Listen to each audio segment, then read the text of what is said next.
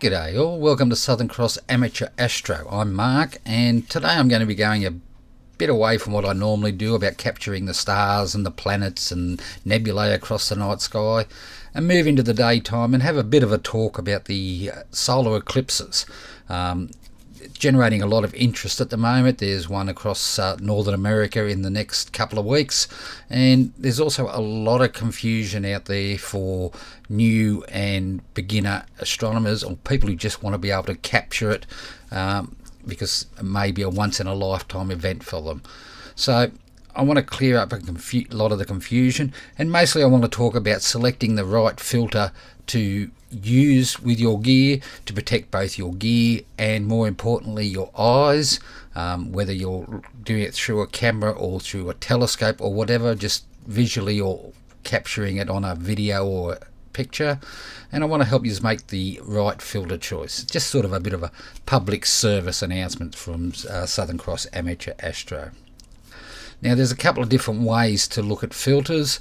The first one I'm going to discuss in a minute will be ND filters, and these are ones you buy and you screw onto the end of your lens or whatever for your camera. And I've noticed in a lot of beginner groups there is a lot of confusion about what filters you need, what's workable and what's not, and a lot of it comes down to the way ND filters are described. So in this next section here I'm going to cover ND filters and have a talk about them and try and explain what you need and what to avoid, and hopefully clear up some of the confusion. So without further ado, let's just get straight into it. Okay, in this section of the video I hope to bring you some understanding about neutral density filters, particularly in reference to solar imaging and capturing an eclipse. I'm going to talk about the confusion caused by the specifications and ratings given to neutral density filters by both manufacturers and retailers and sellers. Hopefully guide you in the correct direction for picking the right one to use for a solar imaging if you want to go this way. And I'll finish off with some very important words of warning. Be sure to check that out. It'll explain why I do not recommend using a neutral density filter unless you're going to be very careful, but I'll get to that in a little while. Now, first of all, what is a neutral density filter? Basically, what they look like is a shaded piece of glass that varies depending on the how shaded they are, is how much light they let through. It's not really shaded, but I'll just call it that for now. So a low ND number lets through more light than a high ND number, and that's all you really need to know there. The ones on the screen are circular ones that screw into the end of your camera lens. You purchase one based on the size of your threads on your camera lens and you screw in there. Additionally, you can purchase square ones. You buy a special adapter that screws in on the end of your camera lens and you use the square ones. They come in different types. You can get things like what's called a graduated filter, where it's a lighter on one side than the other side. Quite handy if you're doing sunrises or sunsets or something like that. But that's what they are. And we're going to be, of course, looking at ones that are solid density filters. So these are the ones we're going to be looking at. Now, B&H Photo have a decent page just talking about neutral density filters. It's generally aimed more at daytime photographers, but they do have a small section on solar imaging, and they do have some handy charts and information in there you might want to take a look at. Now, I'll link that in the description, mainly because I actually pinched a bit of one of their charts just to help me in my explanations here.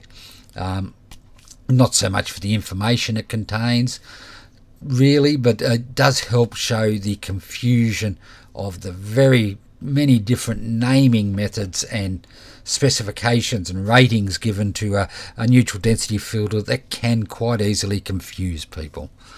So this is part of their chart.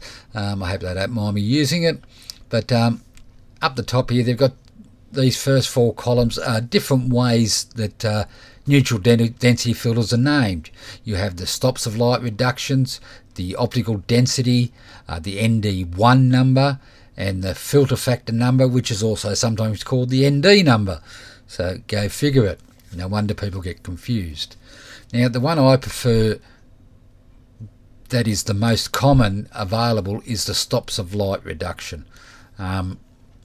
If you don't know what a stop of light is, basically one stop of light allows through half the light of a previous stop. So if you have no filter, of course, you have 0 stops of light. If you go to a 1-stop filter, you get half the light you did without a filter. Go to 2-stop, you get half the light again as you did as a 1-stop filter.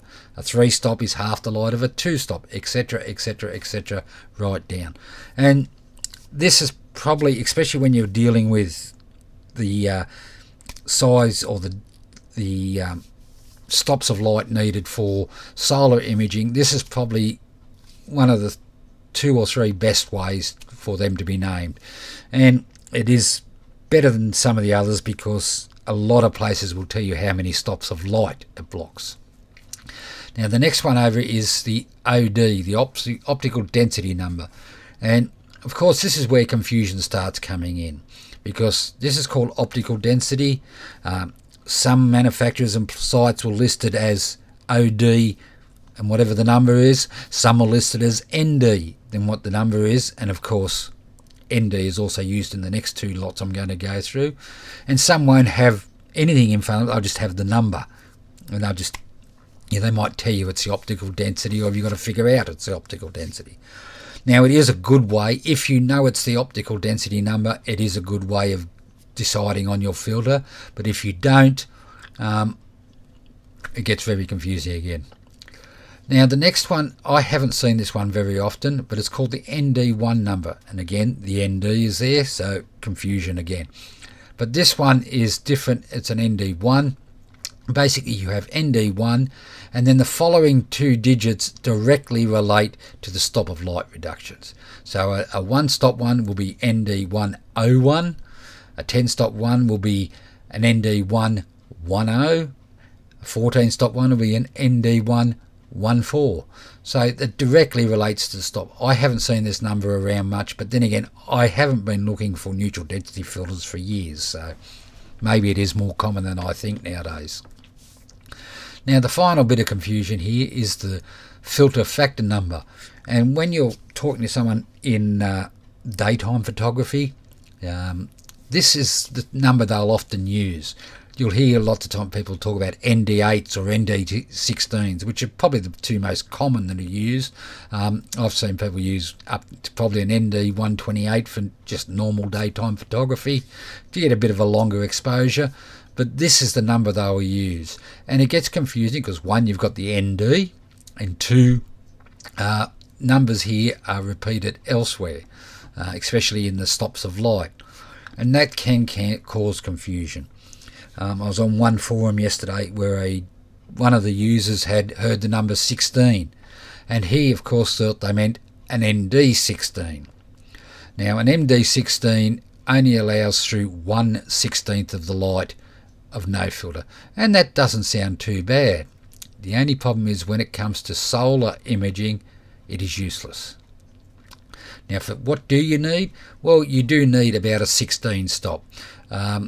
An optical density of about 5, which is a ND 100,000 filter. There's a big difference between the 100,000 and a 16. So a 16 lets through 1/16. An ND 100,000 only lets through 100,000th of the light. And that's the difference it makes. And that's why you've got to be sure you're getting the right one. Now, if this guy had gone out with his ND16, pointed it at the sun, depending on how he was doing it, if it was looking through a viewfinder with a zoom lens on it or whatever, he could well and truly have damaged his eyes very badly.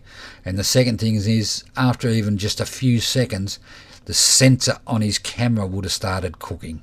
And a new camera, because you can't do much with it. And that's where you need to make sure you know what you're after. Okay, double check it, triple check it, whatever. As I said, for solar imaging, you want at least a 16 stop filter, not an ND16 filter. Personally, I don't like using these anyway. I did buy one several years ago. Mine's a 20 stop filter, or basically an ND 1 million filter. As I said, the numbers get a bit carried away once you get up there. But that is much better. And as I said, big difference between an ND16 and these ones up here. So minimum a 16 stop filter or an optical density of around 5. That's the minimum you want if you want to capture the solar eclipse or to do any solar imaging at all. So that's what you need. Be sure you get the right one. Now I'm going to go on to why I don't recommend using one, and that's going to be covered under my warnings. And the warning is, do not use a neutral density filter for direct visual observation of the sun, looking through the optical viewfinder of a camera, or through the eyepiece of a telescope. And this is simply because these block visible light only. There are some that claim to block more than the visible light, not many of them, and I wouldn't rely on them to block UV especially, and that can really damage your eyes. Even with the required sensor, like I said, a 16 stop or better filter, it will not be blocking the non-visible light, and that is what can damage your eyes quite severely. As I said, especially if you've got magnification going on from a zoom lens or something. If your camera has an electronic viewfinder, or you're looking at it through a screen on the back of the camera, or a screen on a computer connected to a camera or whatever, fine, you can get away with it because they don't retransmit the non-visible light. But if you are looking, like DSLRs have optical viewfinders, a video camera, if you're using one, might have an optical viewfinder, and of course looking through a telescope is all directly optical through an eyepiece. Do not use an ND filter for that. Please, please, please. This is the only warning you're really going to get. There will be some people who say, oh no, it's fine, and I've seen that on forums. Do not trust that. Protect your eyesight. Do not look directly through these on an optical level using just an ND filter. I'm going to my next section now, which is using solar film and solar filters, which I highly recommend, especially if you decide to go the do-it-yourself method. It can be cheaper, easier, and it is much safer and more effective than using an ND filter. So I'll head on over to that now. Okay, so now we're going to move on to my preferred method of capturing the sun or the solar eclipse, and that is using solar filters, devices specifically made for observing the sun. Now you have a choice here. You can go with pre-manufactured solar filters, you can go through using solar film in some way, or incorporating solar film and going do it yourself if you want to, which is probably the most cost-effective way of doing it. But first up, we'll have a look at the manufactured solar filters, and I've got a few different types I'm showing here. They come in different sizes, different types, different price ranges depending on what you need. The one up at the top left here is one that uses solar film inside it, and the advantage of that one is if you damage the film, you simply take it out and replace it. The other ones shown here are glass, and they are quite good. They will last a long time, providing you don't drop them. That's the big thing there. But all these are good, and if you want to spend the money, considering the price of a very good ND filter, these are not going to be that expensive. They're not much more, depending on and it really depends on the size you want or need, and who manufactures it, I guess. But they are a good option, and you really should consider these over an ND filter if you can. A good 16 stop ND filter is not going to be cheap, and you may find that these are about the same price. I haven't looked into them for quite some time. They may even be a little bit cheaper. Just a quick one here. This one down the bottom right might be confusing you, but this is for a large reflector telescope, a Newtonian or a Dobsonian, which have a very large aperture, and you need to cut back the amount of light that's actually getting in totally, not just block it. And this is what this one here does. I have just a 6-inch Newtonian, which isn't that big, and even it has a couple of small caps on in the lens cap where I can remove one and put a solar filter in, very similar to what you see here. But that's if you own a big Dobsonian or a Newtonian filter, a Newtonian telescope. But as I said, very good options if you want to go that way. Now the next thing we're going to have a look at is your solar film, and basically these are just sheets of like an ND filter type thing, but unlike an ND filter they also block UV and IR, especially at the higher levels. They are rated, instead of being an ND factor, these are done as the optical density. Like on an ND filter you can get that, and an optical density of 5, which, as I explained, is about a 16 stop ND filter. And these of course are suitable for both visual observation and for photography.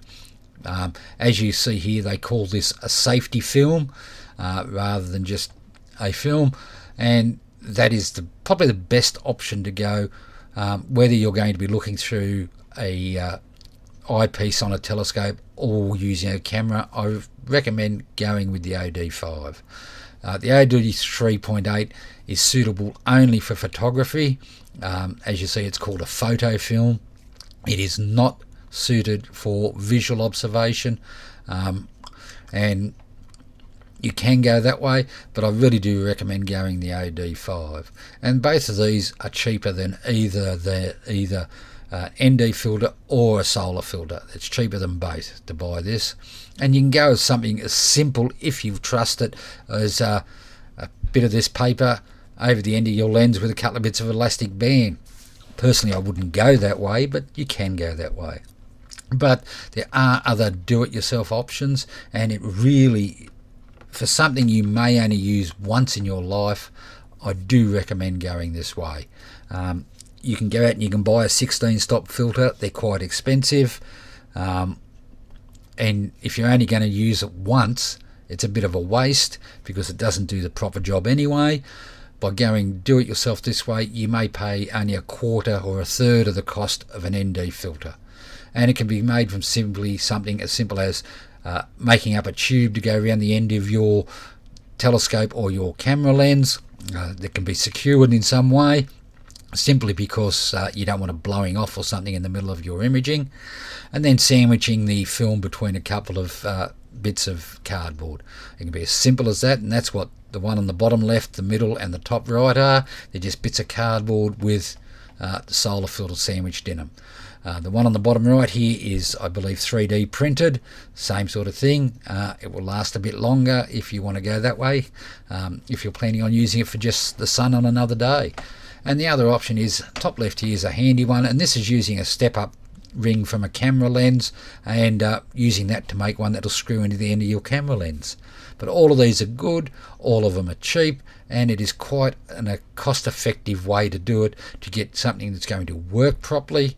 And as I said, you may only use it once in your life, and at half, quarter, whatever the cost of an ND filter on its own, it could be the best cost-effective way to do it. I'm not going to go into how to do one. There's plenty of pages and plenty of videos about making them, and it's quite simple to find. Just search for a DIY solar filter and you'll find these type of ones that I've found here. And really, if you're doing a one-off sort of thing, you want to capture this event that you may only see once in your lifetime, I do recommend going this way. It is the most cost-effective and efficient way of doing it. But that's it for now. Just before I go, actually, I'm going to make a couple of points here.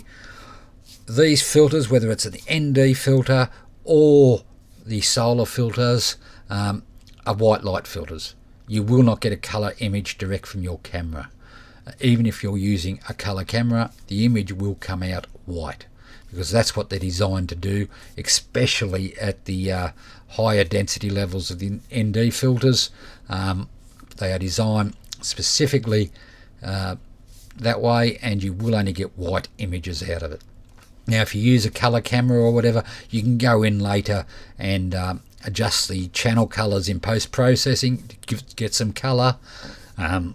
If you use a monochrome camera with a filter on it, I've done it before with a HA filter, just to get a little bit of texture on the surface of the sun. You can also colour that if you like. You will capture things like sunspots and that, no problems at all, but the pictures will all be black and white basically, but you can adjust them and add colour later on. Now, the other thing I haven't mentioned yet, which I probably should, is whatever way you go, you really should not leave your camera lens exposed to the sun for long periods. Even with the proper filters on there and everything else, they do protect your sensor, but if you leave your camera pointing directly at the sun for long periods of time, you're out at a bit of a party on the day or whatever, and you're on a tracking mount and you're tracking the sun, and an hour or two later you come back, your sensor can still be damaged. Not like if you use too weak an ND filter or whatever on it, where it'll literally fry it in a couple of minutes, but you can damage your sensor, so just be warned with that. Don't leave your mount tracking the sun for hours on end, otherwise you may well end up with a very, very damaged sensor, especially if you're using solar film and somehow you've got a pinprick in it or something. You'll just cook your sensor. But that's it. Just remember, white images, and don't leave your gear tracking the sun. It's not good for it. But that's it. I'll wrap it up here now. I wish everyone clear skies, and I hope to see you in the near future. Take care, everyone, and I'll talk to you later.